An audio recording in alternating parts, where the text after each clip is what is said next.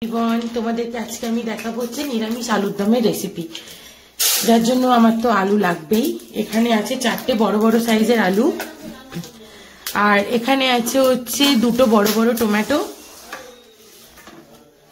আর এখানে আছে হচ্ছে তোমার নুন, জিরে, গরম মশলার গুঁড়ো, হলুদ গুঁড়ো, গোটা জিরে, শুকনো লঙ্কার গুঁড়ো, জিরের গুঁড়ো, চিনি, সাদা তেল, আর আমি দেবো এর সঙ্গে হচ্ছে টক দই, আর ফোড়নের জন্য শুকনো লঙ্কা, তেজপাতা।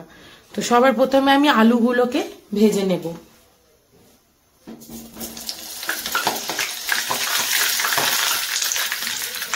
কড়াই আমি তেলটা আগে থেকেই গরম বসিয়ে দিয়েছিলাম। এখন আমি ভেজে নিচ্ছি আলুগুলো।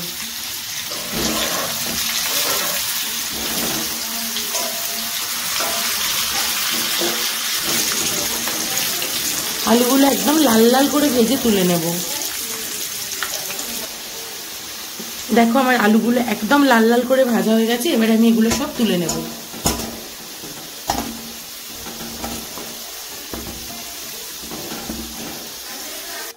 এই দেখো একদম আলুগুলো সব লাল লাল করে ভেজে আমি তুলে নিয়েছি। এবারে আমি পরে যেটা করব, এক্ষুনি আমি তেলে কোনো মশলা দেব না, আমি আলুগুলোকে সিদ্ধ করে নেব। এই দেখো প্রেসার কুকারের মধ্যে এখন আমি সব আলুগুলো দিয়ে দিচ্ছি।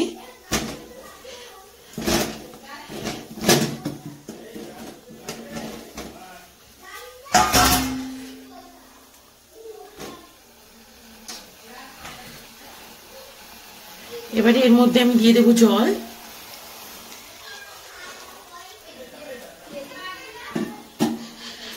একটুখানি হলুদ গুঁড়ো,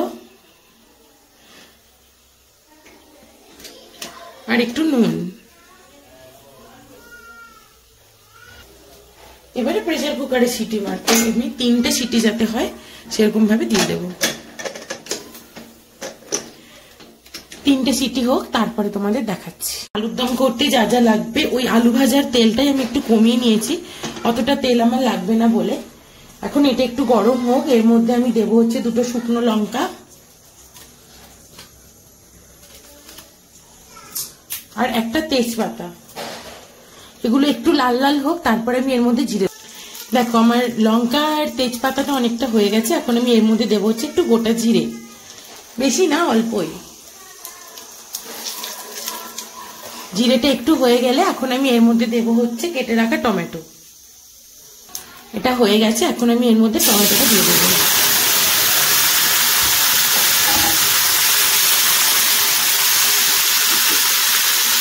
তার সঙ্গে বাকি আরো মশলা দেবো, সেটা হচ্ছে আদা বাটা,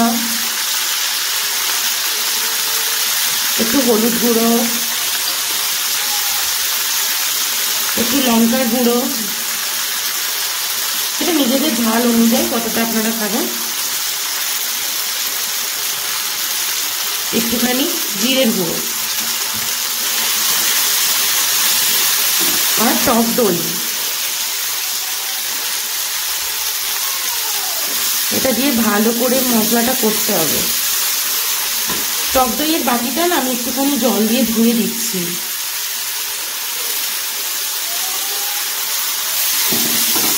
এতে তো মশলাটা পুড়বে না, আর টেস্টও অনেক ভালো হবে। এটা হতে থাক। মশলা থেকে কত সুন্দর তেল ছেড়ে গেছে, তাই না? আর একটু ভাজা হয়ে গেলে আমি এর মধ্যে সিদ্ধ করা আলুটা দিয়ে দেবো। এই যে আলুটা সিদ্ধ হয়ে ঠিক এরকম হয়েছে। আমি কিন্তু আলু সিদ্ধর জলটা ফেলে দিইনি, ওই জলটাই আমি তরকারিতে ইউজ করব।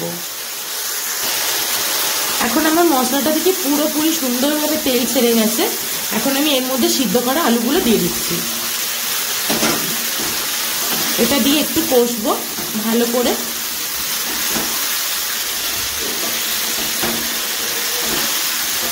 তারপর আমি এর মধ্যে ওই আলু সিদ্ধ করার জলটা দিয়ে দেব।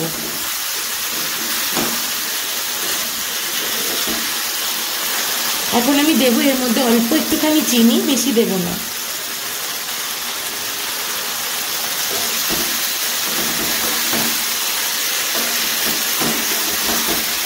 কত সুন্দর মশলা থেকে তেল ছেড়ে গেছে, তাই না?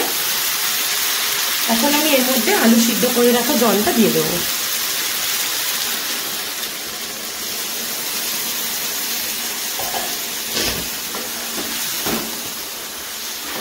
আলুটা যেহেতু সিদ্ধ করাই আছে তো বেশিক্ষণ লাগবে না আলুর দমটা হতে।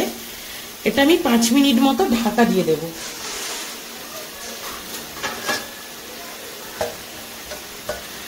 গ্যাসটাকে কমিয়ে দেব, দিয়ে 5 মিনিট এটা এখন ফুটুক। দেখো এখন আমি একটুখানি এটাকে খুলে দেখছি, এটা কিন্তু অলমোস্ট হয়ে গেছে। দেখো সব আলু সিদ্ধ। এখন আমি নুন মিষ্টি চেক করে দেখব, একটু নুন লাগবে।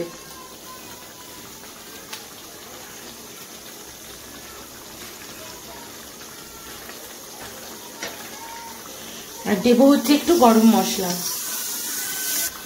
এখন আমি এর মধ্যে দেব হচ্ছে একটু গরম মশলার গুঁড়ো।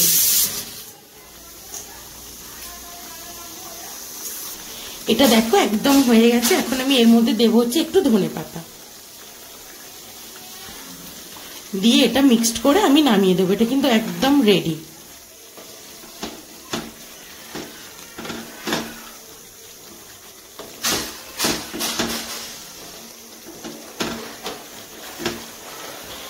আলুর দম একদম রেডি।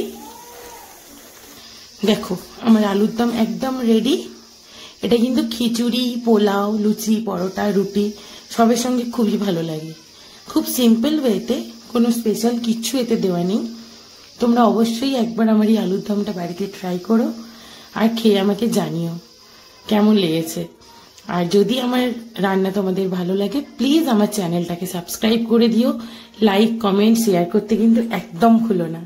তাহলে আজকের জন্য টাটা।